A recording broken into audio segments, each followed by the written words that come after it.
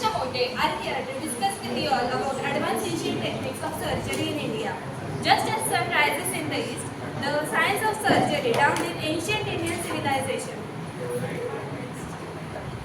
There are different techniques used in surgeries from ancient India, such as laparotomy, cataract surgery, rhinoplasty, plastic surgery, dentistry, etc.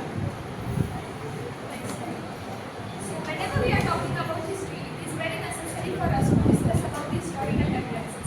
So, here me and Sanika have gathered some of the historical evidences that actually prove that surgeries were performed during those times. The first one being from the very oldest way, which is the Rig. Rig mentions about the Ashwini Kumaras, who are known as the legends of surgeries and gods of medicine.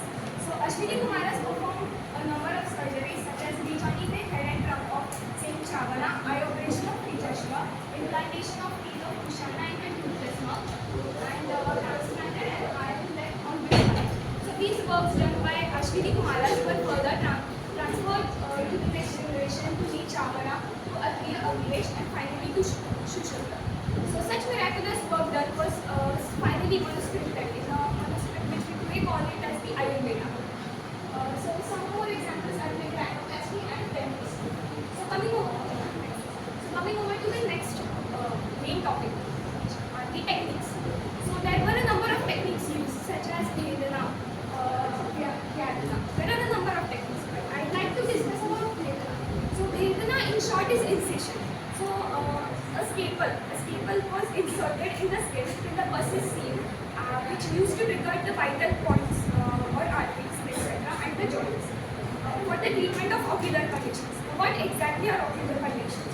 So, India being very close to the equator, the Tropic of Cancer passes through the center of India, due to which the sun rays are perpendicular to the surface of the earth. That's why the intensity increases, which affects the natural lens of our eye. It is necessary to replace that eye. So, an identification of that was difficult, but Sushruta not only identified that but also gave solutions for that. So, surgeries form a major role in the general medical field. The ancient surgical sciences were known as Shalya Tantra. Shalya is the sharp object and Tantra is the malleable. And it was also found that Sushruta used to sterilize the tools which used for surgeries. Sterilization is important because the tools used might have some bacteria or dust particles. So, he used procedures such as and Sharavayana for sterilization. And even after healing, after surgeries, post-surgeries, healing was carried out by natural ingredients such as herbal plants, etc.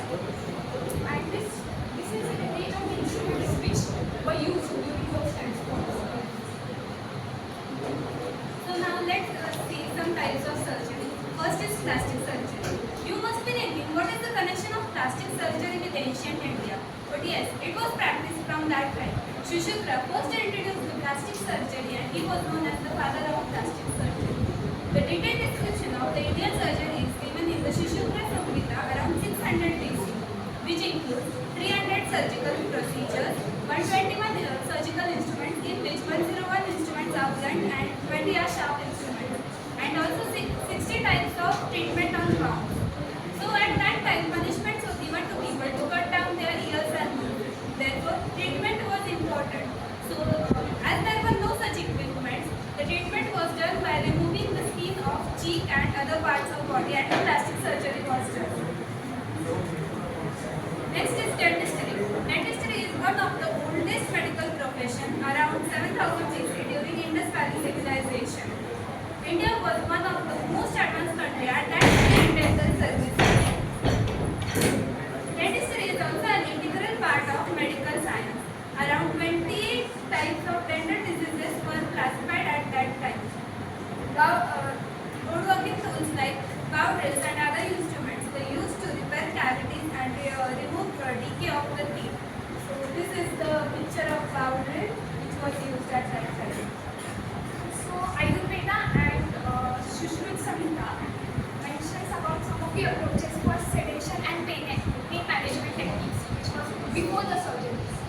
So examples of these are: first is cannabis, which is used in Ayurvedic medicine from centuries for pain management and Next is opium, which was derived from poppy seeds, and we can see at back of the picture of poppy seed, which was used for pain management.